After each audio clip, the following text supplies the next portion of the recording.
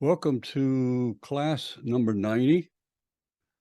This is on my book called The Face of God Among Us, which is a very detailed discussion of the manifestations. Again, I'm not having the classes cover my books necessarily in strict chronological order, but in a logical sequence. So we've discussed the overarching method by which God teaches us indirectly as a methodology through physical reality, which prepares us for our entrance or birth into the spiritual aspect of our lives. And there is another book that takes that forward by degrees called The Ascent of Society. And we will deal with that maybe next time, maybe the time after that, I'll have to see.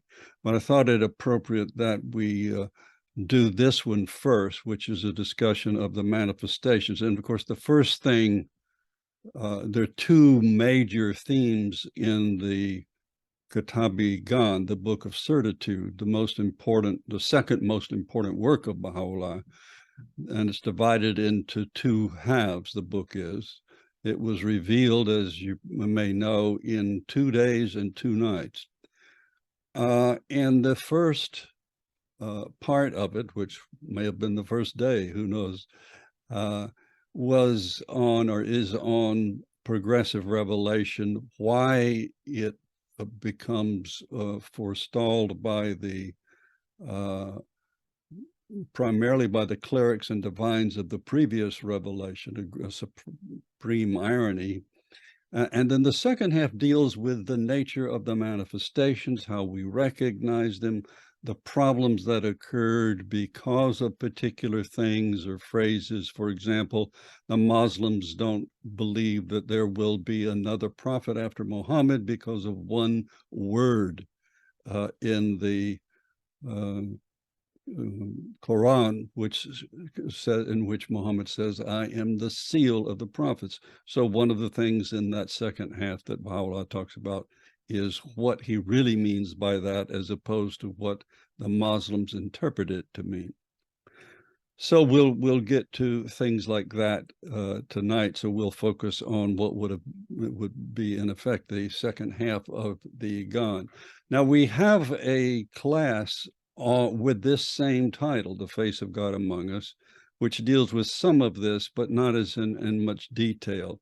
And that's the second class of the more than 2 years ago, is on the first class was on history and how religion is the motive force behind human history.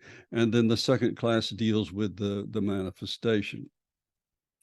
But we're going to go more systematically for as much time as we can, not through every point in the book, obviously. My purpose in these, as I may have mentioned, is not to convey to you every idea in the book, but to provide you with an overview of these books so that if you think they might be useful or helpful for you to study them, you will know the main themes that are contained in them.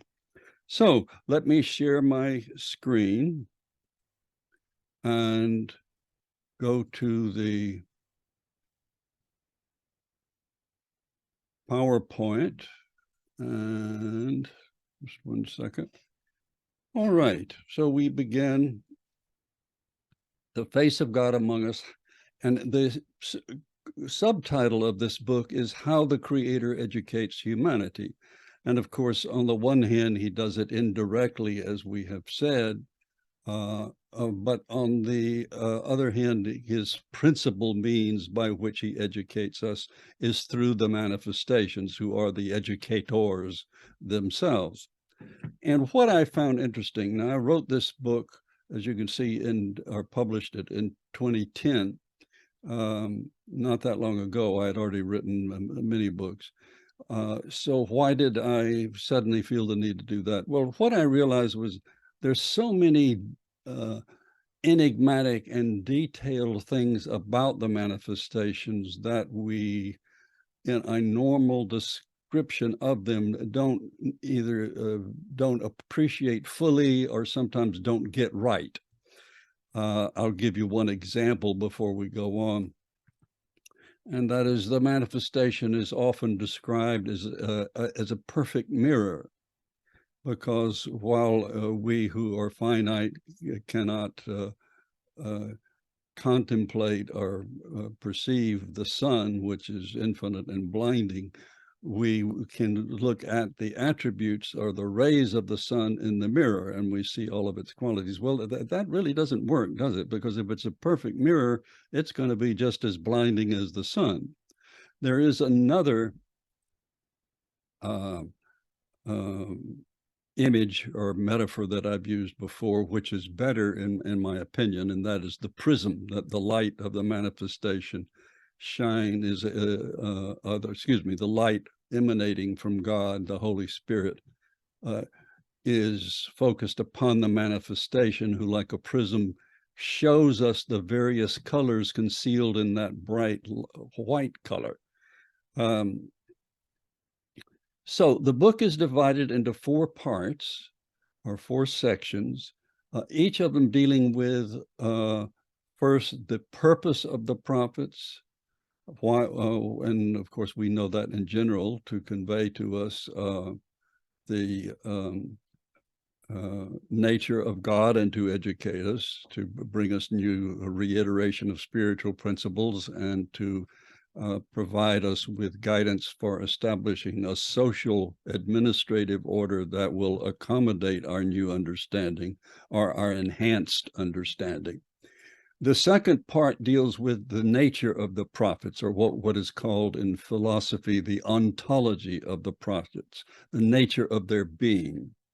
We've discussed that all of these before, but this book is very focused. Then the powers of the prophets. There are a number of things. I suppose that what's in this section more than any other prompted me to write the book, because I realized they had powers that I had not really appreciated or understood completely. The methodology of the prophets. The methodology, of course, is something we discussed last time, and that is the indirect method in which they give us clues about who they are, and they provide us spiritual teachings, but often veiled in poetic language, so that Christ, of course, as we've talked about many times, spoke in parables, and which totally baffled the literal-minded Pharisaic and Sadducees of the Jewish learned Jews. They were very logical and great thinkers, but they didn't understand, well, what do you mean? Well, for example, when Christ says in the New Testament, I am the bread of life, he who eats of me will never die. And according to the Testament, the Pharisees talked among themselves and said, what is he talking about? How can he possibly want us to eat his body? And they had some concept of cannibalism or something. And of course, as we've noted before, his own apostles say, why do you do that to them? Why do you tease them like that? Why do you speak to them in parables? And his answer, if I can paraphrase it, is because even though you understand who I am and what I'm doing, they don't. And so it forces them to think for themselves, to think outside of the parameters they're used to considering, law, legalisms. So let's deal with the first part, the purpose of the prophets. And this I have simply taken from the table of contents of the book so that you can see, and we're not going to discuss every one of these. But the book is extremely organized, and I hope well organized. So each of the 4 parts or sections has 4 chapters. So there are 4 chapters on the purpose of God. The first chapter, why the Creator creates. Secondly, the uri of love, which I'll explain what that means. It has to do with the force of love and our understanding of how this is the organizing force of not only the spiritual universe, but the physical universe. Then the third chapter, how to love an unknowable being, something we've discussed before, and that is, if God is essentially unknowable, how can God say our first duty is to know him and to worship him? How can we know him if he's unknowable? Well, of course, we've discussed the key to that, and we will in a minute too. And then the fourth chapter for the first part is the manifestations, and it's intermediary. And you can see I discuss here the prism as one of the means of understanding that. And so I'm going to just go through this, and then we'll go back and discuss some of the more important ones. This is the mirror idea, how it might be understood. And that is, you've got the essential reality of God. You've got the Holy Spirit emanating from God and empowering the manifestation. And the manifestation, according to Shoghi Effendi, he's not an incarnation of God, which is what the Christian church came to believe, or at least the Catholic denomination or part of the religion, that he is a very God of very God. And so the Protestant as well, many of them, ask different people and you'll get different answers about who Christ was. But according to Baha'u'llah, he's not an incarnation of God, the essence of God. He's an incarnation of the attributes of God.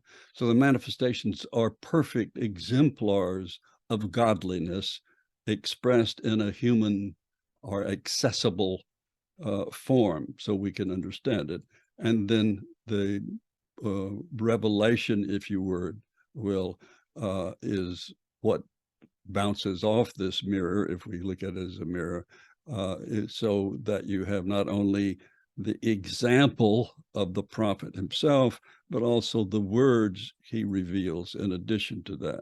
So human access to the knowledge and spiritual presence of God, as Shoghi Effendi says, by attaining, or not Shoghi Effendi, but Baha'u'llah in the Agan says, what is meant by attaining the presence of God is not literally being in the presence of God, who is essentially unattainable and knowable, but it is the sense of being in the presence of God by attaining nearness to the manifestation. And again, that's meant in a spiritual sense too.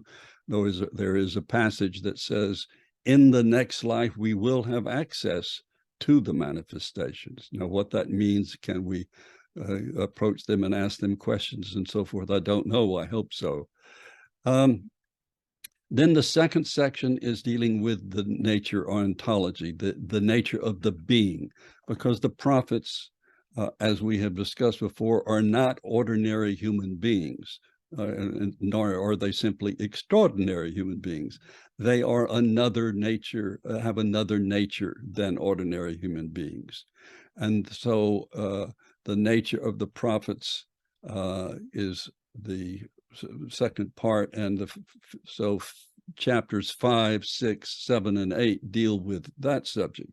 Who do you say I am? Of course, this is quoting Christ when he says to his disciples, who do people say I am? And they say, and he says, who do you think I am?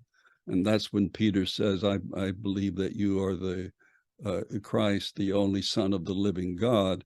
And Christ says to him, no earthly source conveyed that to you. You are inspired, and because of that, I will build my church on Petra, on that rock. And Petra, or Peter, is the name Christ bestowed upon Peter because it stands for rock. The sixth chapter, what's in a name, the symbolic titles of the manifestations, how they relate to their purpose. Of course, the Bab, the gate, is the gate to a new cycle in the history of humankind, as well as a gate to Baha'u'llah's revelation. Christ means the anointed one, and so on.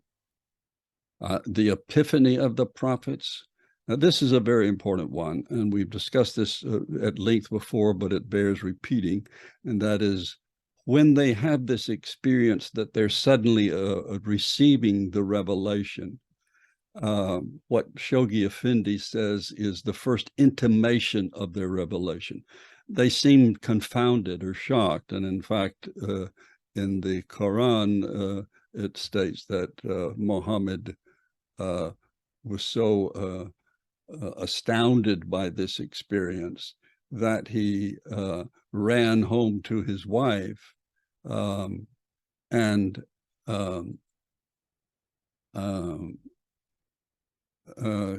had her wrapped a blanket around him and to comfort him because he was so shaken by this experience. So what is really happening there? And this goes back to the idea of who they are. Do they become prophets, or are they already prophets?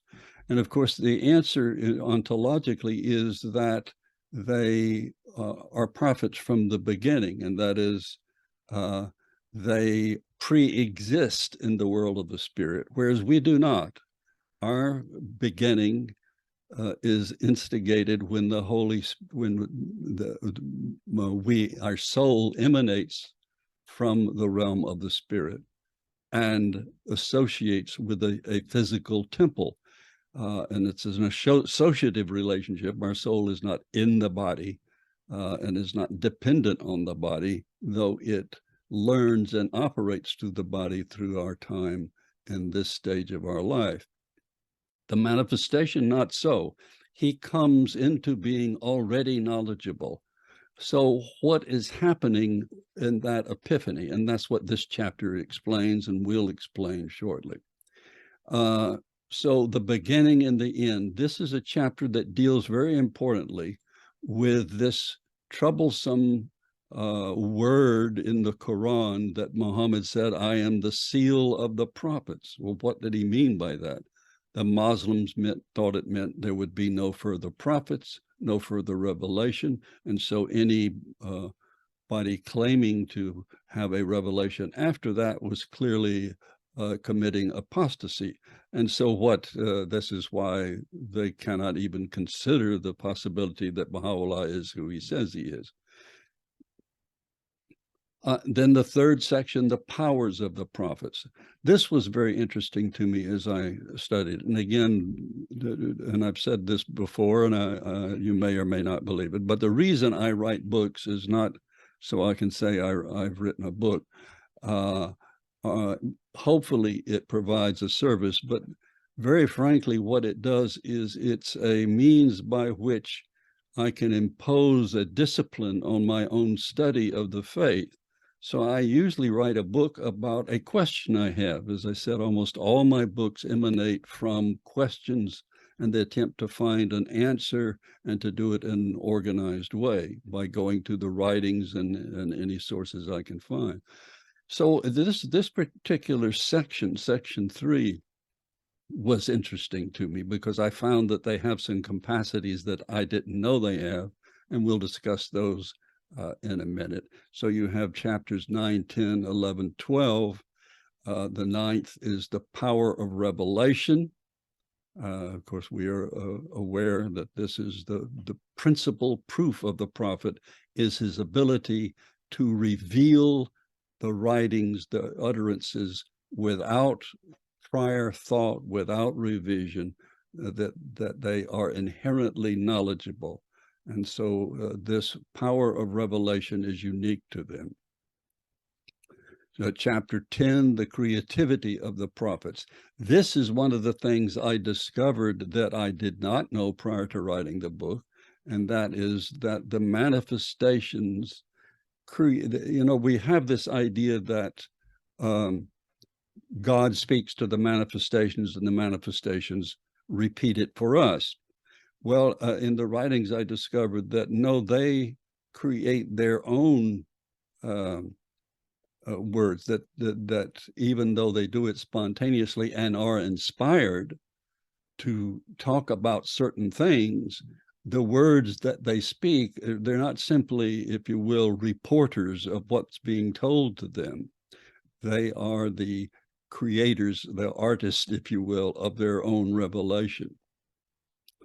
This was very interesting to me. The omniscience of the prophets, I was aware of, but that's still an incredible thing, that they are omniscient at will, Shoghi Effendi says. And this is a capacity they have from the beginning, that the most great infallibility is one of the titles. Excuse me, I lost my place here. The powers of the prophets, the most great infallibility here. And we'll get into that later. But the omniscience was something that was in a way, it was new to me, because on the one hand, I thought, well, they know what they need to know. But Shoghi Effendi explicitly states the manifestations are omniscient at will. Chapter 12, the omnipotence. Now this was a new one I discovered too when I was doing the book, that they are not only omniscient, but they have the capacity to do whatsoever they wish, that they hold back from doing miracles and displays of their power. Baha'u'llah explains in Epistle to the Son of the Wolf, where he says, we don't want to be recognized because of some, what will be perceived as a magic trick or something of this sort. We want to be followed because of the truth we bring and the example which we exemplify in our behavior. Then the fourth and final section, the methodology, how do they work? This we've studied a lot. The personhood, they are the perfect exemplars of their own revelation. So that's the first, so 13, 14, 15, and 16. The final chapters are on the methodology. So they teach through their personhood, through their own actions, through their own demeanor and comportment. Then the 14th chapter, the language of the prophets. This is, I get into in a great deal. So we could spend several classes on this. We've talked about it to a certain extent, but in particular, we talked about this right here when we went over the Suri Haikal, that Baha'u'llah says, I have revealed in 9 different modes or styles. And what does he mean by that? Well, there's no authoritative explanation, but my own guess at it is with a book that we will look at briefly called The Ocean of His Words. So then chapter 15, the laws of the prophet. This is another thing they teach us, of course, is the laws which are of laws about personal conduct, the construction and laws of the family life, of the social life of the community, and so on, and how these laws evolve and change and become more, I would say more complex, but in a way they're more simple. The more you advance, the fewer laws you need, if you understand what I mean. So, I mean, for a child, you have to say, don't touch this, don't touch that, don't eat this, don't eat. You have to have a lot of, but once the child understands the concepts underlying all of these hundreds of things we tell them to do or not do, then they need fewer laws. Be clean, dress well, so on. So you understand, I think, what I'm talking about. So the suffering of the prophets is the final chapter in the book.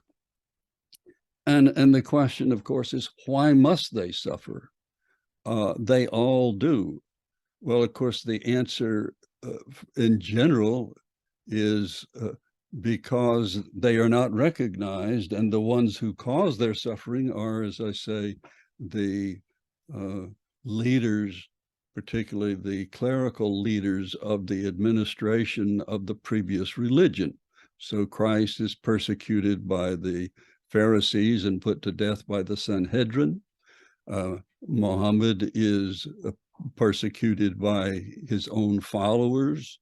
The Bab is executed by the head of the Shiite government of Iran, the Shah, and Baha'u'llah is imprisoned for 40 years by the same Muslims, except he's also imprisoned or wronged or suffers as a result of his own half-brother turning against him. So that's the basic structure of the book. Now let's go back, if we can, to a few points that I think are worth emphasizing in these. First of all,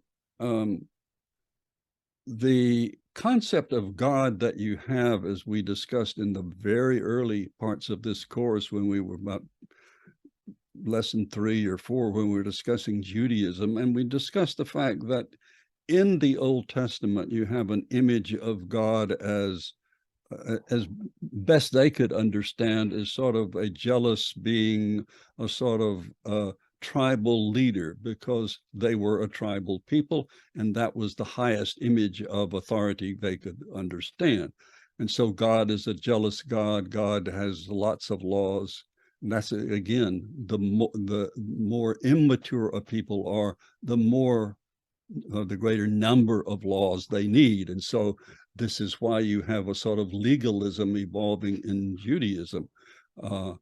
And they needed to do that. In other words, you can't say, well, if they had known better, they could have done so. No, the people have to be taught where they're at.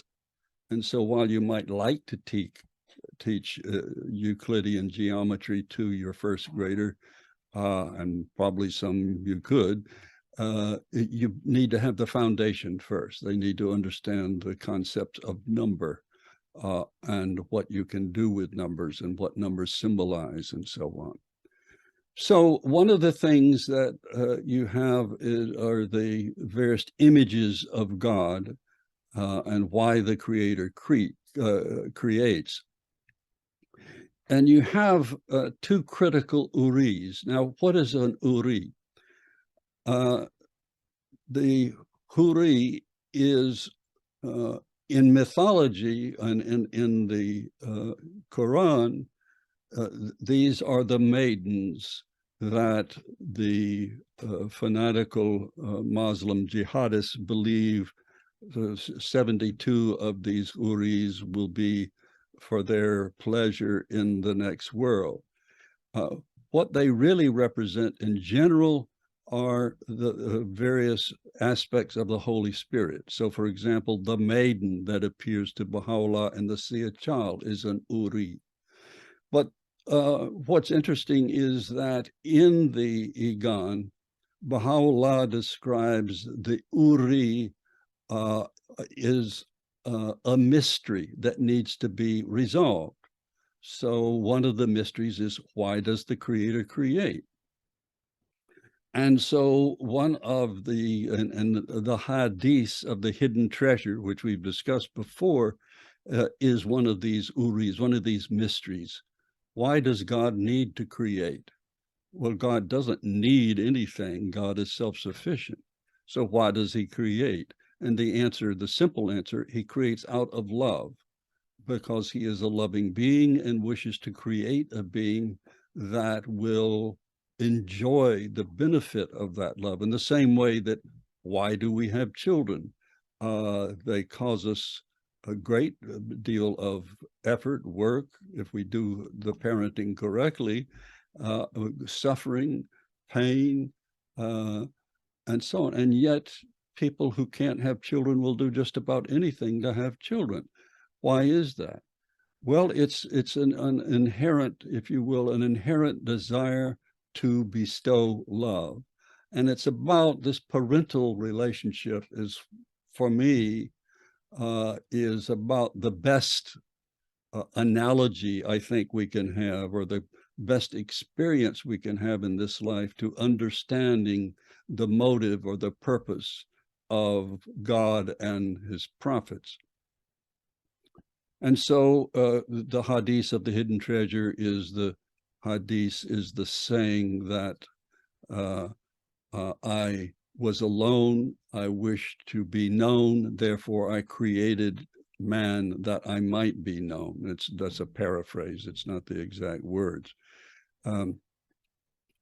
And so why does he wish to be known? Again, it's not out of a desire because he's lonely or something.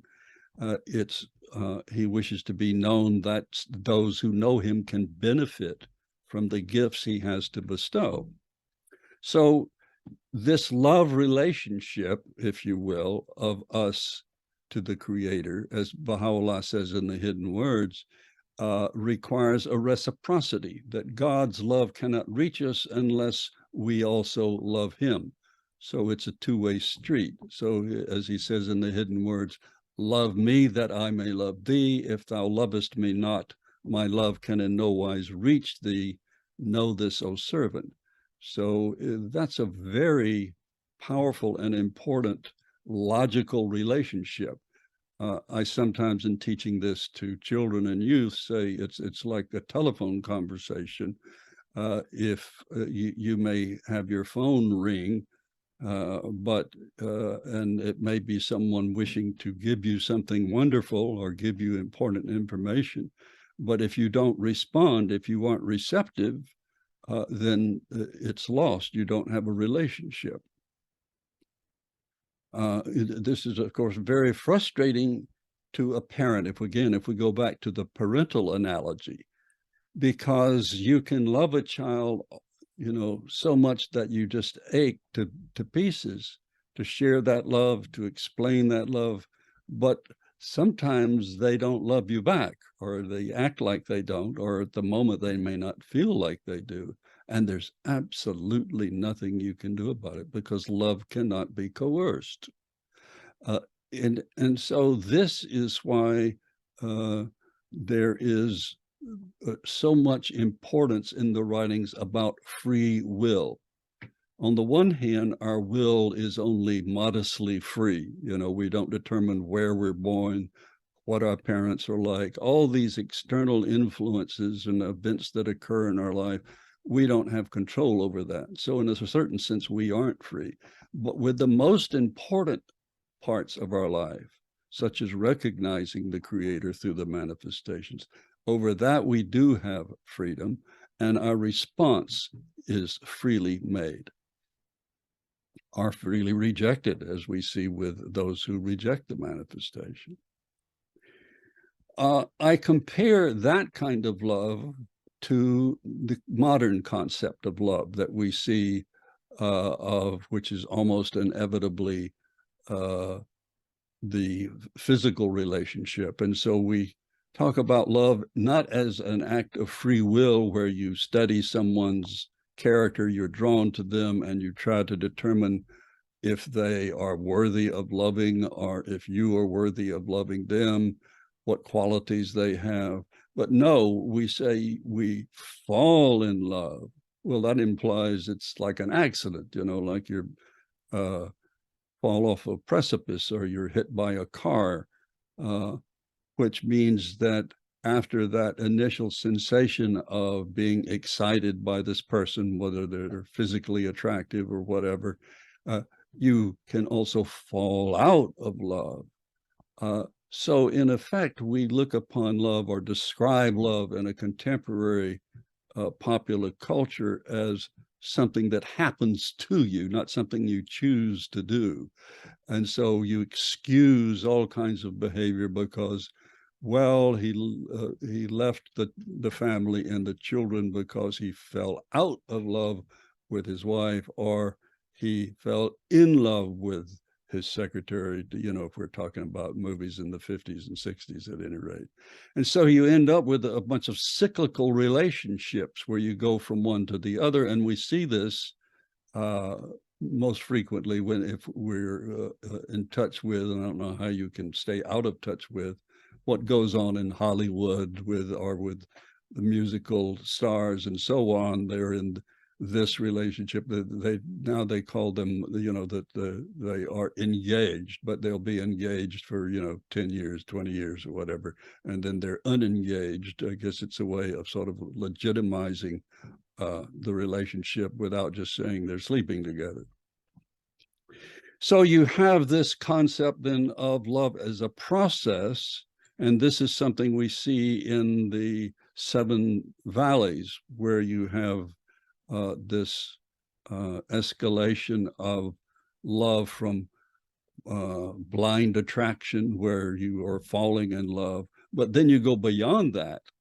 You don't stay at that level, and that's why it becomes cyclical. If that's as much as you know about love, then it's not going to develop. And so you study what you're attracted to and whether it's worthy. Are you attracted simply because of the appearance of this person, or are you attracted because of spiritual and intellectual qualities? And so we need guidance in these stages of love in order to know how do we recognize someone that is with whom we would like to spend the rest of our life, if we're talking about marital love or marital relationship, and how do we maintain it? How do we go from one stage to another, and so that it really never ends, and you don't fall out. You just realize that the concept of falling in love, or this initial attraction, is the first stage of a relationship, but you want to know if the relationship can go beyond that. And so we get to the idea, but how do we love God? In other words, if our purpose is to love God, and God is essentially unknowable, how do we love him? Well, again, this idea of essentially unknowable, it means quite literally that the essence or the being of God is concealed from us, but his qualities are eminently knowable, because the manifestation exemplifies them, but also, as we talked about in the book week before last, the purpose of physical reality, everything in physical reality manifests the attributes of God if we have the wisdom and the patience to study it, whether it's a rock or a plant or an animal and so on. So again, I repeat in this section that authentic knowledge of the Creator requires free will, and the action as a complement to the knowledge. So again, we get to these dual aspects that we talked about all through the last class, that first comes knowledge, then comes action, where you act out that knowledge, and then the more you act out that knowledge, the more you understand. And so you have that reciprocity. Now, what is this, the space between the fingers? And this is simply an allusion to the painting on the Sistine Chapel of the Creation by Michelangelo. And there you have the finger of God reaching out to the finger of Adam, but they don't touch. There's a space between the fingers. And whether, I'm sure it was intentional, but whether his intent was what I'm talking about, I don't know. And that is, you need somehow to bridge that gap between God, who is unknowable and unseeable, and our understanding, and that's the function of the manifestation. So the manifestation is the intermediary between the finger of God in that painting and the finger of man. And so you have that concept of the messenger are the prophet, or the avatar. And the avatar in the Hindu religion, you have the prophets in the Judaic religion. We say the Judaic religion, but it's really a series of several steps. You have the Abrahamic recognition of the unity of God by Abraham, and then you have the concept of Moses of law and obedience to God. You have the Christian concept of Christ as himself embodying the qualities of God and being the Son of God, which is explained, but of course horribly misunderstood. And that is, Christ is taken to be God incarnate, rather than incarnating the qualities of God. So this is something that in the Quran that Muhammad corrects right off the bat. The main themes of the Quran are the unity of God, the fact that there is only one God, and that he is the God of all the successive religions. Muhammad lists the prophets of the past and how they all came for the same purpose, and even says he is one among them. And then you have the Baha'i concept, which is even more more intricately clarified by Baha'u'llah in the Iqan. And then finally, the concept of the covenant, which we've talked about at length before, but that is the covenant between God and man, that he will never leave us without these prophets. That after Baha'u'llah, there will be another, and as long as this planet endures, there will be a succession of manifestations helping us to become ever more refined, both individually and, more importantly, as a collective civilization, a planetary civilization. And who knows, in the future, perhaps an interplanetary community. So I mentioned the prism as being perhaps a better way of explaining what happens with the manifestation as an intermediary.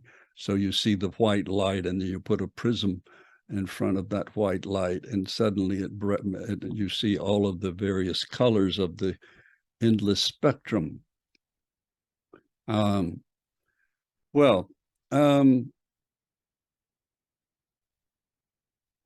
How the manifestation gives us access to God. This is the little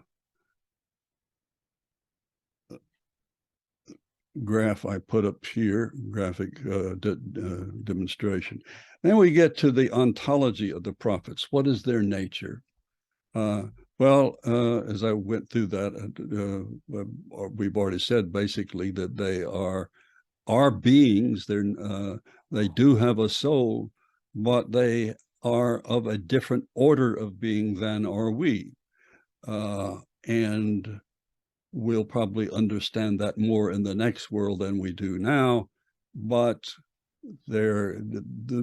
frankly, the whole purpose of this book is to explain the breadth of their capacity, things that we had no idea they could do or do carry out, and so on.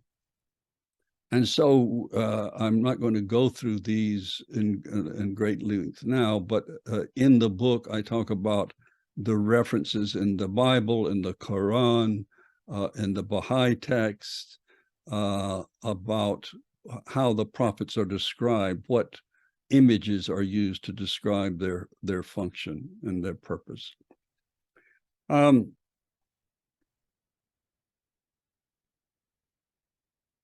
What's in a name? The symbolic titles of the manifestation. Abraham is the point of beginning in this cycle. Now, there were, as Abdu'l-Baha says, cycles before Adam, who is part of the Abrahamic line, but they're lost to history. Universal cycles we're talking about. So you have the cycle of a dispensation or an era. So we're in the Baha'i era right now. But there's a cycle that has also begun with this religion, and that's the Baha'i cycle, and that will endure 500,000 years. The Adamic cycle lasted about, the prophetic cycle, about 7,000 years, just give or take a few.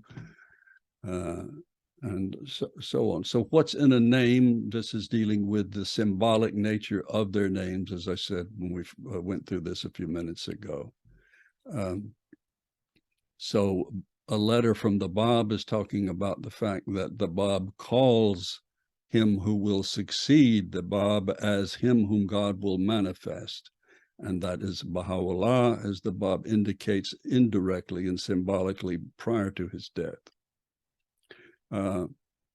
So I then get to this very important question for me, and that is, when the manifestation has this experience of what Shoghi Effendi calls the first intimations of his revelation, is this a transformative experience? He wasn't a prophet, and now he's enlightened and he's a prophet. That's the way some people interpret that.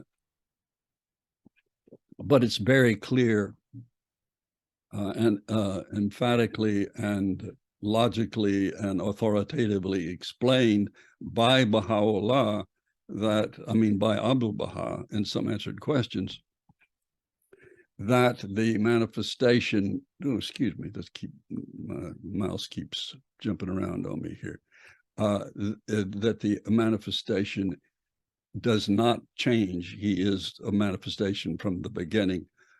What it means is that he says it's likened to a period of sleep, and then when the manifestation receives the intimation from God that it's time to begin his ministry, he is like one who is awake and who is speaking and acting. So this is what this whole chapter is about, the epiphany of the prophets. And in particular, what I was just referring to is this part where Baha'u'llah says, I was asleep upon my couch when, lo, the breezes of the Almighty swept over me and taught me of all that is, and so on. This is from Baha'u'llah's letter to Nasiruddin Shah, to the Shah. And it's one of the more well-known passages where he talks about this awakening that he had in the Sia Chal as the maiden appeared before him. Well, Abdul Baha authoritatively interprets this and says it doesn't mean he was literally asleep. He was like someone asleep upon a couch. It is, he says, a metaphor or a simile. So, as I say at the end of this chapter, they're always aware of their station. We even have examples from their childhood of the manifestations, of their being aware of. We have the example of Christ when he was found by his parents in the temple conversing with the scholars. I think he was, I forget whether he was 9 or 12, I think 12.